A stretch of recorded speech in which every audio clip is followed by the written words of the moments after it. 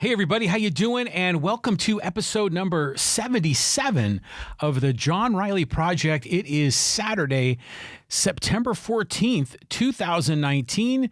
We are broadcasting as we always do from Poway, California, the city in the country. Welcome. Thanks for joining us on kind of really hot day in Poway. I think it's been around 100 degrees today. So I've been kind of holed up in my air-conditioned home, powered by our solar panels, and just staying cool, relaxing. And we're going to get into this topic here in our community, in the city of Poway, about the Big Stone Lodge. And this is a really interesting combination of love and passion and compassion, all these different motivations coming together that I think are really special. And there's a political angle to this as well. And I kind of want to walk you through it. It's also a walk down memory lane. There's a historical angle to this, which is really neat. So we're going to talk about the Big Stone Lodge here in Poway. Got a couple other highlights on Poway Unified School District's finances. I always seem to have updates, and they're usually not good. And we have another wrinkle that's just been added. So we're going to share some of those topics in today's podcast. Keeping it local, keeping it real here in San Diego County, North County Inland. This is the community we serve: Poway, Rancho Bernardo, Rancho Penasquitos, Carmel Mountain Ranch, Forest Ranch, Sabre Springs. This whole area here in North County Inland is my home. And a lot of my listeners, a lot of my viewers live in this area as well. So we like to cover a lot of these local issues, because I think these are meaningful. And, they were all fit within our higher purpose of life, liberty, and the pursuit of happiness. And we're going to kind of touch on really all of those angles today, which I think is going to be neat. And what have you been up to today? What have you been doing when this 100-degree heat? Like I said, I've been hanging out in the air-conditioned house. It's college football Saturday. Watched the ending of that BYU-USC game. It was a big win for the Cougars. And also been listening to the Aztec game right now. They're getting close to halftime, and the Aztecs are up 14-0 over New Mexico State. Unfortunately, the game isn't on television. It's not being streamed for free. I would have had to use this service. I never even heard of them. Like $12.50 a month. And I didn't want to sign up and then have to then cancel my subscription, because I wanted to only use it for one game. So I figured I'd take a pass this week and just listen on the radio. And the Aztecs are doing well. Love listening to good old Uncle Teddy.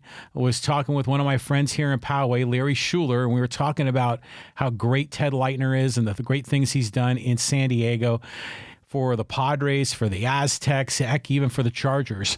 And Ted's getting old. I think his hearing and his eyesight are going. Larry was telling me this is his last year, and that doesn't surprise me. I haven't heard any announcements. I think Larry did, but I just think Ted Leitner's an interesting guy. I mean, he's had a colorful history here in San Diego, and he's one of those acquired tastes. You first hear him, you don't really like him, and then he kind of grows on you, and to the point where you begin to love him. So, yeah, I was listening to Uncle Teddy, and he is in, I guess the game is in Las Cruces, so he won't be at the Padre game tonight. So hoping to watch the Padres this evening against the Colorado Rockies, and hoping for some good things there. I told you before, I'm really digging the show Madam Secretary. So now I'm up to season 5, episode 6. So I am in heavy binge mode on this show, and I really, really like it. And I know a lot of it is a bit corny at times, sometimes a little bit orchestrated, but they cover some interesting issues, and the character of Elizabeth McCord, the Secretary of State, played by Tia Leoni, always comes off as the hero. She's the hero on the world stage. She's a hero as a working mom. So, obviously it's a very glorified show, but it's neat. It's special. And just a few episodes ago, they actually had Hillary Clinton and Colin Powell and Madeleine Albright all guest starring in the same episode. It was pretty cool to see some real life characters in the show, because there was all the former Secretary of States getting together, and they were advising Secretary McCord, the fictional Secretary of State, on some issues, and I thought that was neat. So I'm enjoying that show, and I think there's only 5 seasons, and then there's going to be a 6th that'll be on television. I don't know if that one's started yet, but I'll get into it. And then, right now it's Saturday. I'm recording this at 6:24. I'm looking here at my tablet, 6:24 on Saturday as I record this.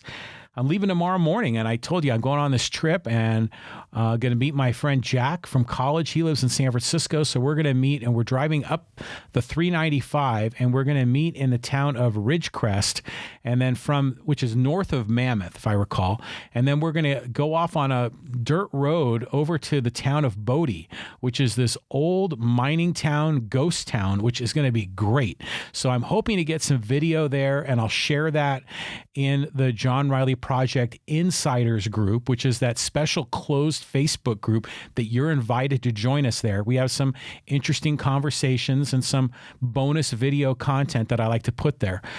So please join us, and I'm hoping to have some content while I'm up in Bodie.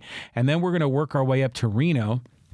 And I'll be up in Reno Sunday night and Monday night, and we're going to the National Automobile Museum to see all these vintage cars from the early 20th century and even from the 19th century. So that should be fun. And it's interesting. I'm not really much of a car guy. I mean, I like electric vehicles, and I like, I have a Hyundai Kona, and my wife has a Chevy Bolt, and I love the technology.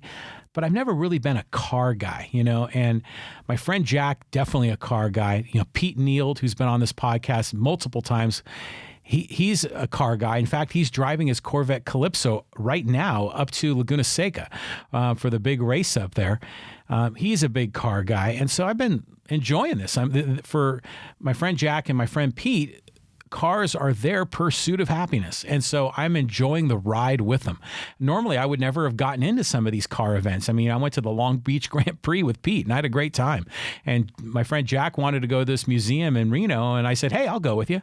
And so I'm going on a little, kind of a boondoggle. So I rearranged my schedule with my clients and cleared some space on Monday and Tuesday, and here we go. So I'm leaving tomorrow at 5 a.m. and I'm going to head up the 395. And that's a road I've never been on, at least the full distance. So I'm looking forward to that. So I'm going to be leaving at 5 o'clock tomorrow morning. So I still do need to do some packing and get organized and make sure I got some of my video equipment, because I want to record at definitely the bonus footage in the closed Facebook group, John Riley Project Insiders group. Like I said, you're invited to join us there. Just request permission, and we give everyone access. But if I can make it work and not have it sound too clunky, I may do an actual regular podcast, a regular episode while I'm up there. I've got a really good microphone that is a great USB mic that's made by the same company, Rode, that I use here for my studio mics. And I was using that microphone when I was doing some of the podcasts earlier in the summer when I was kicked out of my podcast studio, when I was recording in my backyard. So I'm going to try bringing that microphone with me. It's a very sensitive mic. It picks up everything. So maybe if I'm in a ghost town, that'll work really well. So I'm going to experiment with that while I'm on the road. But let's talk about the Big Stone Lodge. And like I said, this is a great topic. I mean, because there's so many different angles to this story. And that's why I thought it was a really good one to talk through in this podcast episode, because it's a very Poway specific thing. It's a part of the broader history of San Diego. And it involves, we're going to get into issues related to veterans. We're going to get into issues related to parks, related to history, related to local government. We're going to get involved with community activists as we talk through this, and just people that have deep passion and love in each of these different categories. And this Big Stone Lodge is a convergence where all of these different passions are all lining up. And I think they're struggling to gain alignment together. And I'm hoping we can talk it through in this podcast. I'm hoping this will educate you. And if you live here in the San Diego North County inland area, or if you lived in San Diego County in general, hopefully this is helpful. And I'm hoping that we'll learn something together, and we'll keep tabs on this topic as it unfolds. So let's go through the history. So first of all, the Big Stone Lodge is this building that's in Poway that was built, I think, like in the early part of the 20th century, like around 1920 or so, if I recall. And it was a stagecoach stop. Well, actually, no, roll the clock back. It was built much earlier than that. I'm getting my facts mixed up. The building itself, I think, was built in the 1920s, but previously that whole general area used to be a stagecoach stop going back to the early, right around the turn of the century. And at the time, it was a stagecoach that went from San Diego to Escondido, and Poway was the midway point, and they called it, the 20-mile house, because it was a great place to stop, and sometimes people would spend the night there, either camping or in a hotel that was built. And over time, as the automobile was introduced, this area, they became a gas station. They built this Big Stone Lodge. And there was this wonderful picnic area where people would come and not just as a resting point on the drive. And, if you know the topography there's a lot of hills and canyons and kind of crazy mountain roads, or maybe not mountain roads, but hilly roads and rocky roads. And the drive itself was, if you're on a stagecoach, it was rough riding. So this was a really nice stopping point. They had a wonderful picnic area, and the area actually had served as sort of a meeting place in the early history of Poway for a lot of community get-togethers.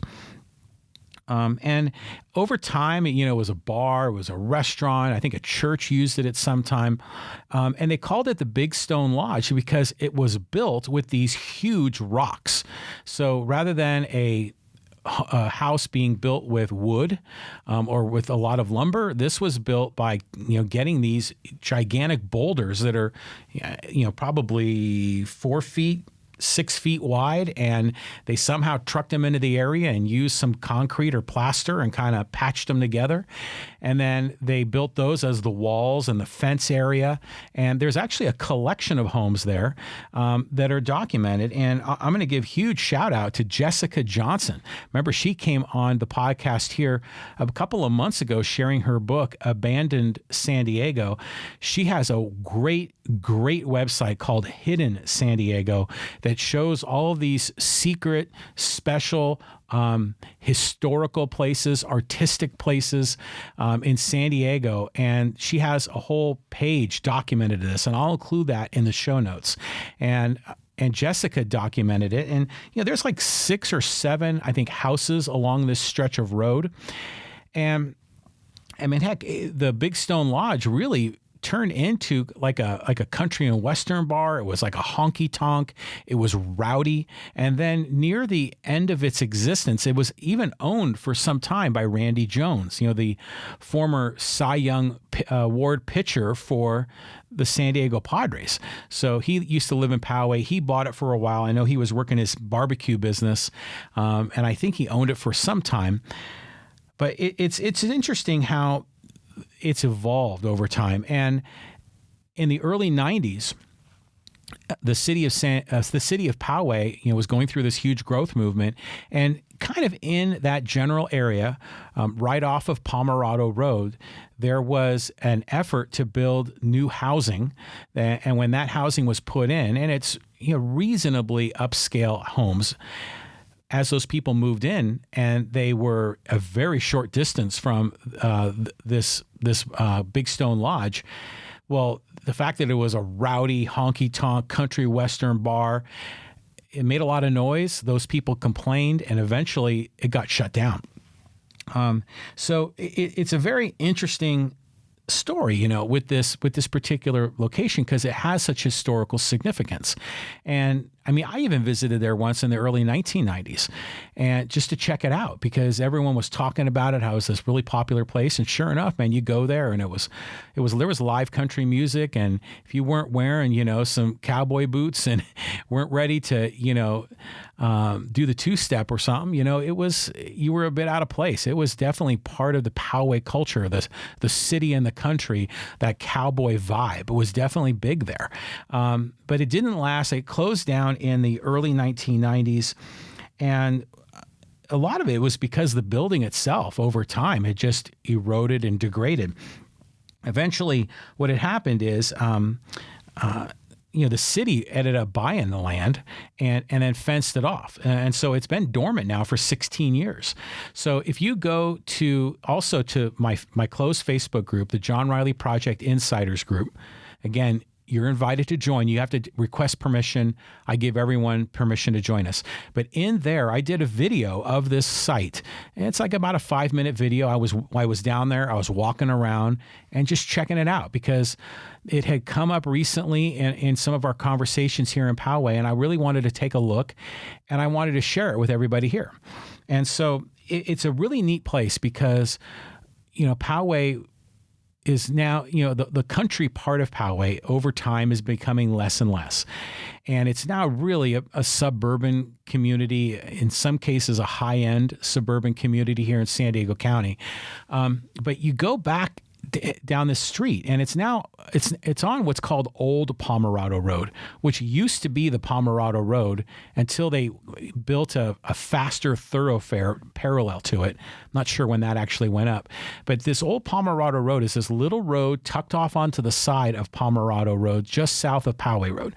And it's a very interesting place if you drive down there because it's like you're in a time warp. You go there and there are these huge oak trees with just massive amounts of shade.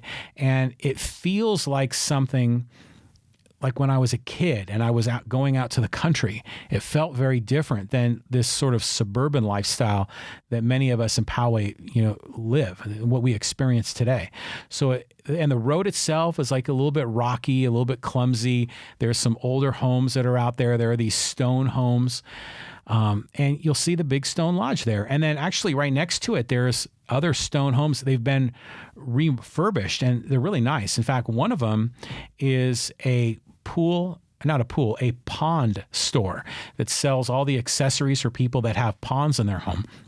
And interestingly, I was there because we're trying to fix the pond in our backyard.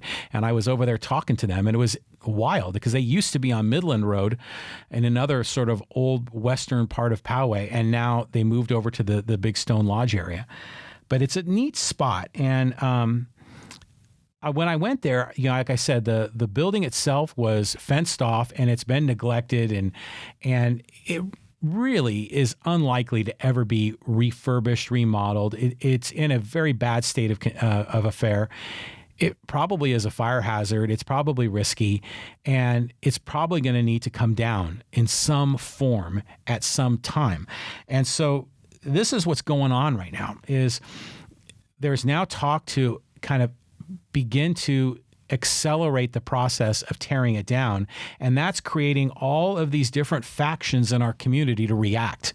And they're reacting because they want to preserve the history of Poway. And people are clinging to the Big Stone Lodge as one of those last vestiges of our history, because so much of Poway history has been essentially bulldozed to make way for a lot of modern farms. And so, for modern homes. So I get that.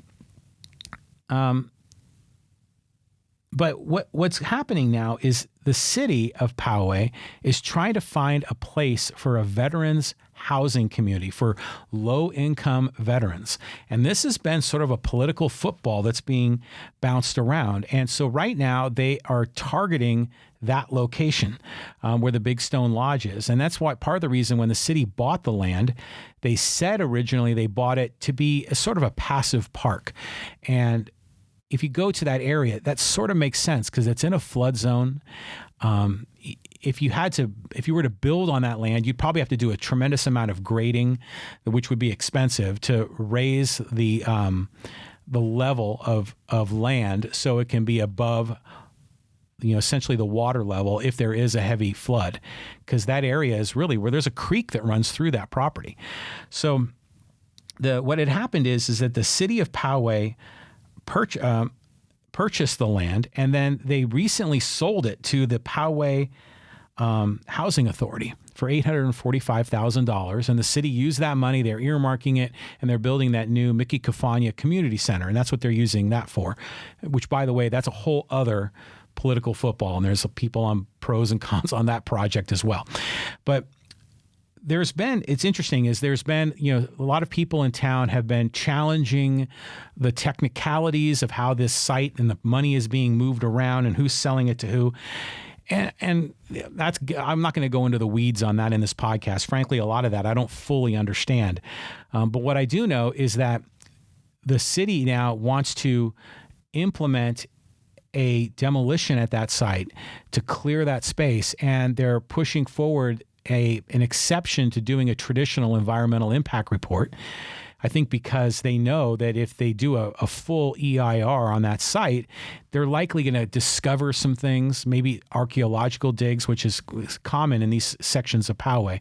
They may discover things. There may be other issues that will maybe create a problem to clearing that space and putting in that veterans housing. So you're seeing some accelerated movement on this.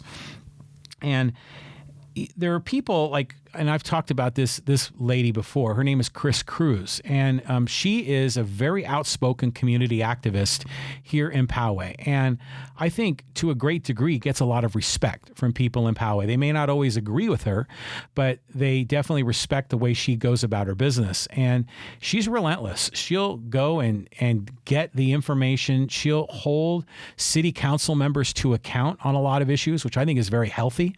In some ways, she's sort of the leader of a loyal opposition force in town that challenges the status quo, challenges the efforts of certain city council members, definitely provides sort of a counterweight to our mayor.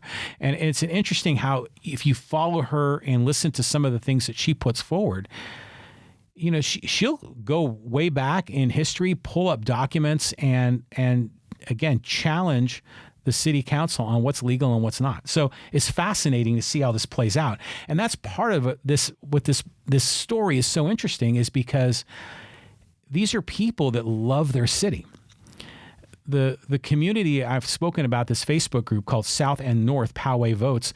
These are people that participate in this because they're engaged in their community. They're civically minded. They love their city and they want what's best for this city. Now we can't get everyone to agree all the time, but we know that there's passion and love and we're all coming from a good spot. And so I give Cruse a huge amount of credit on this. So she's fighting the good fight to protect that land, keep it as a passive park. A passive park meaning it's just open space and it's a place where you can hike and you can walk your dog, you can enjoy nature. Maybe there's some picnic benches, but it's not like an active park with restrooms or a concession stand or playground equipment. It's not that kind of a park or ball fields. There'll be none of that. It's a passive park. And that's what she really wants to have this land be retained for. And really, if you go back, and this is what she's done, you go back and look at the documents when that land was set aside, when the city of Poway bought it, they declared that it was going to be a passive park. So it's very interesting to see, again, how all of this is playing out because we've got one group of people that want to use it for housing, particularly for veterans housing. Other people saying, no, we should protect it as a passive park because it's in a flood zone. Other people wanting to protect the building itself, even though the building is dilapidated. I don't think the building is recoverable. So one of the things that has been discussed is maybe that site, maybe the footprint of that building can be retained, maybe with some kind of commemorative plaque. And that could, or maybe even like a wall or two that's still there, almost like a Greek ruin. Because once you remove all of the damaged wood and all the other huge problems at the site, and again, I encourage you to go check out the video that I did in my John Riley Project Insiders Group Facebook group, and you'll see it. You can see that a lot of this really needs to be essentially it needs to be subtracted from. We need to tear part of this down to really handle the site properly, because the way it is now, it just looks awful. This old, ugly building with an old, ugly chain link fence around it, with rusted air conditioning equipment and broken wood, and it's a mess right now. So, so you've got all these factions. You have this one group of people that are clinging to it from a historical perspective, retaining the history of Poway. And it is kind of funny that the thing that we're trying to retain here is a bar, is a nightclub. But it was a cool nightclub, and it was, if you go back further in history, like I said, it's the stagecoach stop, which goes back to the era before the automobile.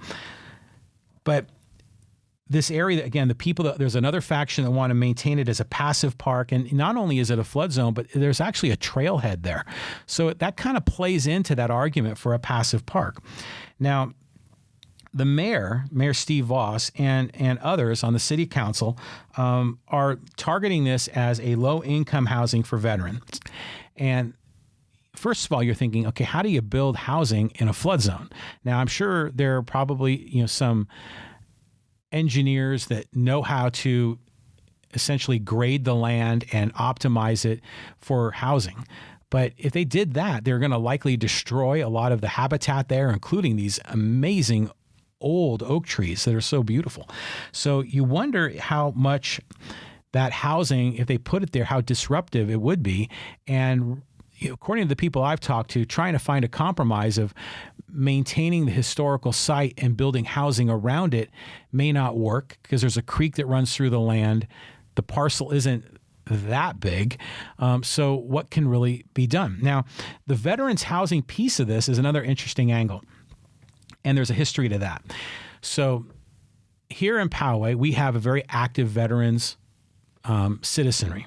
There's multiple VFWs in the city, and we even have a veterans park that's right across the street from Old Poway Park. And so on important holidays like Veterans Day, Memorial Day, there are ceremonies that are conducted at this location, and there's a lot of people that show up for these because there's a lot of patriotism here in Poway. And a lot of, we've talked a little bit about the Trump supporters on some of the previous podcasts, which are more the Murica guys, which they're patriotic in their own way. But there's also more traditional patriots in this city that have great respect for veterans and the military in general. And so one of the things we've been struggling with in the city of Poway is having affordable housing, because and this goes back to the housing crisis, which we've talked about extensively on this podcast. And in Poway, because of the development that's occurred, the city has some kind of an obligation. I don't really understand it completely, where they have to put in low-income housing. And so it was suggested that we put in low-income housing for veterans. And one of our former city council members, Jim Cunningham, fought as hard as you could fight for this particular topic. He is a huge supporter of veterans issues. He really laid it all out on the line. I give him credit. He fought for what he believed in. And they had a site that was set aside here in Poway on Twin Peaks Road. And it's on the eastern end of Twin Peaks Road, just east of the middle school. There's a big open spot there you would think would be a great place for a veterans housing or for low income housing. But it ended up getting rejected 3-2. And it's interesting because this was back in the 2016 election timeframe. One of our other city council members, Leonard, was running for election and had talked to a lot of the neighbors nearby. And when they found out, they were talking about putting in low-income veterans housing across the street on Twin Peaks Road. They went crazy, and they were objecting to more traffic, more congestion. In many ways, I thought exaggerating really on what the impact is. And we have a case really here of more NIMBYism, not in my backyard. Leonard, from a strategic perspective, I'll give him credit, was able to use that to build support for his campaign. And he and 3 other members of our city council voted against putting the low-income veterans housing at that location. And so that has led to this site at where the Big Stone Lodge is as being the alternative site to put that veterans housing. But again, that site itself has a great deal of challenges as well. So there is definitely a faction of people in our city that are big supporters of veterans and really want to do the right thing for veterans by putting a veterans housing complex, particularly for low-income veteran housing, in Poway. Now, other sites have been coming forward. There's another one on Monte Vista, which is near Pomerado Hospital, and it's a site that right now is an overflow lot being used by some of our local auto dealers. But it's a little, well, not really little, it's a good-sized site, but in this area surrounded by a lot of there's homes and medical offices. There's a hospital nearby. There's a Montessori school nearby. It actually could be a pretty good fit. They're looking at that as an alternative, but there's not a lot of open space left in Poway. So it's been this political football trying to figure out how to solve this problem, and different people have different motivations. So what's happening now is there is this acceleration of the process to clear that land. And how are they going to do it? And are they going to do it and do it with community input, without community input? What's the plan? How's this going to play out? So I just think it's a fascinating issue. And the discussion that's been going on in some of the Facebook groups here in town, it's been great. I mean, again, like I say, people that love their city, that are engaged, but it's all being discussed in such a nice, civil manner, which I think is wonderful. Now, here's my take on all this, on what I think should be done. First of all, I think that the fact that the city owns this land is a big part of the problem. Originally, this was private property way back when, and once the city bought it, then it became a public asset, and then it becomes politicized. And that's why we got into this situation. It's not only politicized from a park perspective, it's politicized from a low-income housing perspective, it's politicized from a veterans perspective. So I think that in and of itself is probably a big part of this problem. It should never have been, the government should never have bought the land in the first place. It should have been sold to private interests. And then the private owner then could make the appropriate decision. If it was in a floodplain, I'm sure it would have been priced accordingly. And if they had to grade the land, then they would. And they would do it in a way that was essentially maximizing their return on investment. They would have done that financial calculation and done something that would have served them and served their customers that would have bought the property on the land, or would have engaged in business or engaged in housing on the land. That really should have been the path forward, but that's not where we are. I think the building itself can't be restored. I think the building needs to be torn down. Now, if a portion of it is kept like a Greek ruin, a wall and a plaque, yeah, that'd be fine. That'd be great. And I think the ideas of acknowledging that it's in a flood zone and keeping it a passive park, that makes sense to me. I mean, I think the fact if government owns it, that's probably the best use of that. So I think the passive park idea makes a lot of sense. I get it. It's near a trailhead. We're putting in a lot more housing here in Poway, especially along Poway Road. There's going to be over 1,000 units there, and they didn't build additional parks for those communities. So this is another place for that. Now, granted, it's off the beaten path. It's not easily accessible, but if it's publicized, it could be. By the way, the people that live on that road probably don't want it publicized. They were probably happy when the Big Stone Lodge closed down, because now it's a very quiet, kind of in the back corner of Poway, almost sort of hidden. That's why it's so special to go there, just to go check it out, because it's like a time warp to another era. But I do want to bring this other angle to it up on this issue, and it pertains to the notion of low-income housing, and it pertains to veterans housing specifically. Now, the low-income housing portion of this, we've talked about this extensively in the podcast. We have a housing crisis in San Diego. There's a great need for more development of homes. The more housing that we build will increase the supply and therefore bring prices down, or at least slow down the increase of prices. It's just Econ 101. We have huge demand, but the supply is being contained. And that's driving pricing up. So I'm a big supporter of building more in order to kind of help relieve that pressure. But what we're seeing instead is this notion of not in my backyard, this NIMBYism, and this need to prevent more development, and then be able to say, oh, well, what we'll do is we'll subsidize housing in other areas for low income, because we can't do it through market forces because of the NIMBYism. And I think that's where it gets into a cluster as well, because it doesn't make sense for some homeowners to subsidize other homeowners. What we all should be able to do is buy or rent at that rate, at that market rate. But we optimize the marketplace so the market rates are essentially the equilibrium is freely balanced based on supply and demand. That's the right approach, not the subsidization. But the way the state of California has been set up, there's a tremendous amount of these subsidies. And so Poway is kind of in the middle of that pickle. But even to the area of veterans, I'm still struggling with this. I'm still trying to figure out, well, I respect veterans. They've done great things for our country. They've fought in wars. Sometimes have come back from those wars with PTSD. Some of them are struggling. Some may be in low-income situations. We see veterans that are they're a portion of our homeless community, largely because of PTSD issues. I have sympathy for them. I get that. But I struggle with the idea of government building housing and then saying it's only for veterans. To me, the whole idea of what these veterans are fighting for is equality under the law. And what we end up proposing here is really a discriminatory housing policy that's available to some people but not available to others. And that strikes me as inconsistent with the values of America. And again, no disrespect to veterans. I would say the same thing if it were housing that was exclusively for other categories of people, other occupations.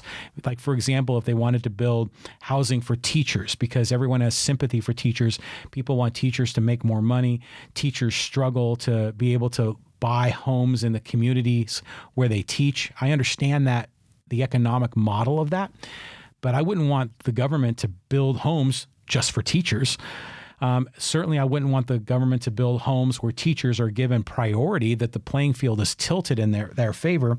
That doesn't make sense, because then it introduces all the more politicization of the issue. And I think it goes against the whole notion of equality under the law. All men are created equal. And that's why we talk about this podcast being about life, liberty, and the pursuit of happiness. This is an embrace of those core principles when this nation was founded. And granted, we haven't gotten the implementation right, but over time, it's gotten better. We're seeing voting rights expanded. We're seeing a lot of other minority rights that are now essentially, we're seeing more equality of rights. That makes sense. But discrimination of rights, I think, is something we've been fighting against. Why are we talking about bringing it back? So I don't know. I'm sure I might get some hate from people that are big supporters of veterans and people that do believe that veterans deserve special housing just for veterans. And again, all due respect to the veterans and what they've done for this nation, I don't believe anybody deserves priority over another when it comes to housing like this. And at the same time, veterans are essentially employees of the federal government, and the federal government provides to them salary and a whole slew of benefits like VA, healthcare, et cetera. The relationship for the veterans with the government is at the federal level, not at the state level and not at the local level. Local governments really have an obligation to keep their communities safe, to have solid infrastructure, but they don't have an obligation or a charter to take care of certain groups of people. They really should be treating all people equally. And so, again, I think if the concern is that the veterans need additional benefits, then that's a battle that needs to be fought in Washington, D.C., not in the Poway City Hall. Anyways, that's what's going on. So we're going to see the city council, I think, is likely to approve this demolition of the Big Stone Lodge. It'll be curious to see if they literally blow it up or if they retain a portion of it. And then what's going to happen? Is that site going to become a veteran site or not? The other interesting angle to all of this to keep in mind is that our mayor, Steve Vaus, is running for county supervisor in November of 2020. My hunch is that he would like to have movement on this issue that he can speak to throughout his campaign. He's not going to want to let this be dormant from now until Election Day in November of 2020. he's going to hopefully be able to say sometime this year that the city of Poway has approved this and we're moving forward with low-income housing, or maybe from his angle, even better, move forward with low-income housing for veterans, because then he has a talking point on his campaign. I think that's part of the motivation here as well. Just a hunch. So let's see how all this plays out. Okay. If you want to continue the conversation, love the discussion, join us on social media. I got a Facebook page, John Riley Project. You can also see me on Twitter, on Instagram. Love the interaction, love the interchange. If you're on YouTube right now, I'd love for you to subscribe. That's one of the big things I'm working on right now, is building the subscription base in YouTube. We made some great strides recently, but really we're still in the more modest numbers. We want to move those up. So I think the last I checked, we were at 56 subscribers. So I'm aiming for 100 by the end of the year. Help me get there. Click on the subscribe button and join us, and then you'll get alerts to new podcasts when I upload them to YouTube, and you'll also be able to have conversation in the notes section or the comments section of each video. So please join us there. Okay. As long as we're talking Poway and as long as we're talking Poway politics, we may as well talk about the Poway Unified School District. And this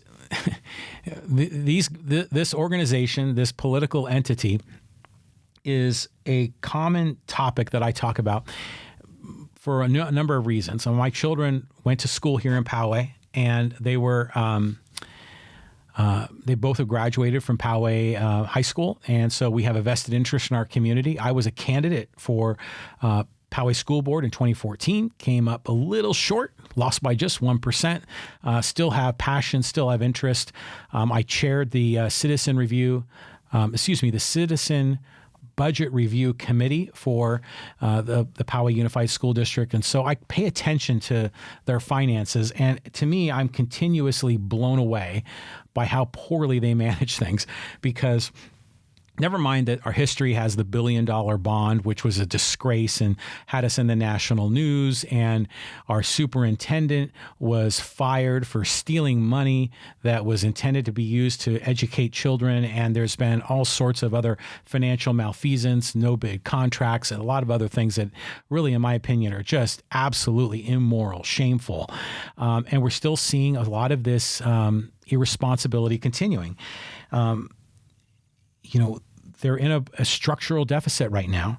And this is a time when the economy is going strong. So you think the revenues would be, at or near a solid number, but the expenses just keep growing and growing, largely to appease employee unions, teachers unions, school employee unions. So those endorsements can be used as political leverage in the campaign season. So, these unions endorse the candidates for election. Those candidates are elected because those endorsements have a lot of power. If you're running for school board and you've got the endorsement of the teachers union, that's a big, big deal. And in exchange, those candidates will, once they're elected, are taking care of the teachers. So we have a quid pro quo relationship going on here, and they're all watching out for each other, but they're not watching out for taxpayers. So we're in a deficit right now, okay? And what happened? They gave out more raises to teachers. So this happened on Thursday the 12th. This was just 2 days ago. This ratification includes a 0.5% retroactive ongoing salary increase effective July 1st, 2018. So they're going to go backwards in time over a year and give everybody a raise of 0.5% on all teacher salary schedules. Now, remember, we talk about the schedule. It's this step and column matrix of raises and opportunities to get increased pay depending on seniority, depending on getting additional credentialing, like if you get a master's degree, you get a bonus and your salary goes up. If you go from 5 years to 6 years, 6 years to 7 years, and there's other time frames where when you hit those milestones, you also get a raise. And that's just within a certain contract. So you have this matrix of salaries. What they're doing now is applying a 0.5% retroactive, essentially 14 months worth. They're going backwards in time, and they're updating every one of the cells in that matrix with a one auto calc, and they all go up a 0.5%. And then moving forward, there is going to be a 1% ongoing salary increase effective July 1st, 2019. Actually, so that's not moving forward. We're still going retroactive. And then a 1.5% ongoing salary increase effective July 1st, 2020. So unbelievable. So again, handing out money that they don't have. They already have dwindling reserves. They have been in a deficit spending now for 3 years in the middle of a strong economy, and that reserve keeps getting smaller and smaller, and they keep handing out more raises that they can't afford. In addition to the salary increases, an ongoing reduction of one workday beginning 2019-2020 school year from 188 days to 187, no change in salary. And then the following year, it'll go down to 186. So they're getting some more time off. That's fine. I'm sure they're rearranging their schedules, their holiday schedules. And if they can organize, you get more time off. I'm good with that. That's a good benefit. That's a benefit that costs taxpayers less for that. Now, they said as a result of the settlement, there would be an increase to the deficit of an additional $3.8 million. Okay, so now remember, if we go back to the spring of this year in 2019, they had an $11 million deficit they were looking at for the 2019-2020 school year. And to their credit, they cut that deficit down to about $6 million. They reduced spending and they discovered more revenue. Now, a lot of this reduction of spending was really kind of stuff on the fringe. It was reducing, travel for conferences and little things like that. They didn't cut any employees. In fact, they only took one job off the table that was currently being advertised. No one lost their job. No one was given a pink slip. Now, if you work for the school district, you probably think that's a great thing. But still, we're employing too many people there.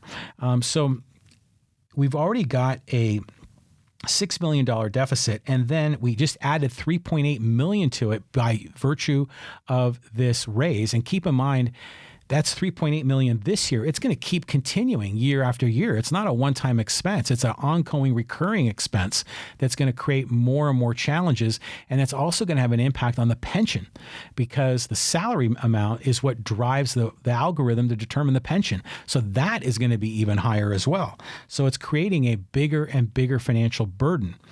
And then meanwhile, just not too long ago, they also they added more to the deficit to fund more textbooks. And they're, in my opinion, greatly losing sight of how to manage this situation properly. We did a podcast not too long ago, episode number 71, and we talked about all the different ways that the school district can save money and do it by having less employees. That has to be the key. The school district needs to find ways to reduce their employee count so they can spend less. And I offered a whole list of ways that this can be done, particularly outside the classroom, and even some innovative ways to do things with less teachers as well, that wouldn't harm the quality of education. So, and now we're continuing to see chirps. Little birds are talking about parcel taxes to make up for this. And I think that's a real issue. So I think this is a threat that, we may begin to be taxed more because the school district fails in their ability to manage their own finances. So very, very concerned about that. Keep an eye on it. I'm noticing here, like, for example, in the city of Poway for this Big Stone Lodge issue, there's a lot of concern from a lot of people, but for the school district, not as much interest, except for those with a vested interest, except for the unions, the teachers, the people that are on the gravy train. There's certain parents that are involved, but nowhere near to the degree of community involvement that we see at the city level here in Poway. So I love the civic engagement. I love people's passion, fighting for what they believe in. That's this whole notion of believing in yourself, which I talk about in this podcast. I love that. And I love how it's being conducted in a very calm, rational, and civil manner. Both the city of Poway and the Poway Unified School District are far from perfect. And I'm concerned. Generally speaking, the city of Poway has been very well run, but I'm concerned about this whole veterans low-income housing, particularly that it's earmarked for veterans. That disturbs me because I think it's discriminatory.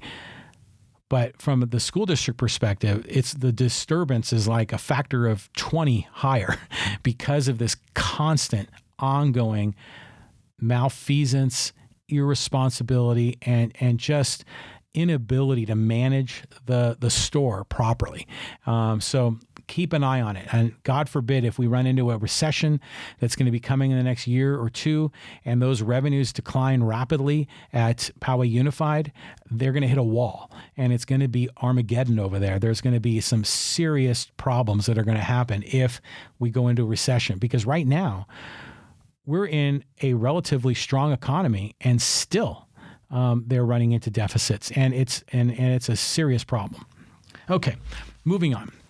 I want to thank everybody for listening or watching this podcast. And many of you have said, John, love what you're doing. I love the fact you're talking about local issues. In fact, I was talking to one of the fans of the podcast. He reached out to me on my website at johnrileyproject.com. I have a form there. He filled it out. We hooked up, and we're going to go out to lunch this week, which is going to be great. So, and he was telling me, he says, I get my local news from the Poway Chieftain, but he was appreciative of the things that I'm doing to sort of help fill in the gaps and tell some of the stories and bring another perspective, maybe with greater amount of detail and context.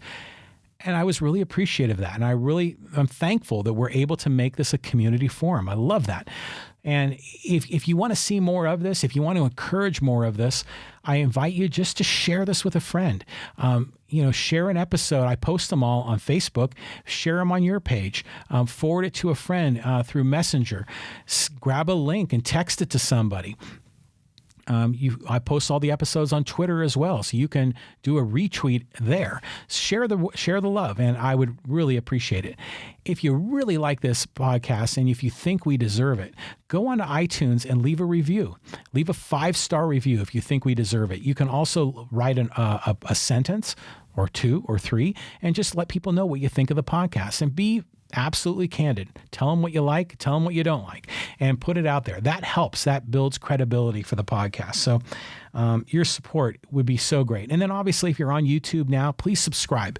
And if you're on iTunes or Stitcher, Spotify, Google Podcasts, any of the other audio only, please subscribe there as well. That's really helpful too. That gives us credibility and helps us build our audience. And that's what I'm trying to do.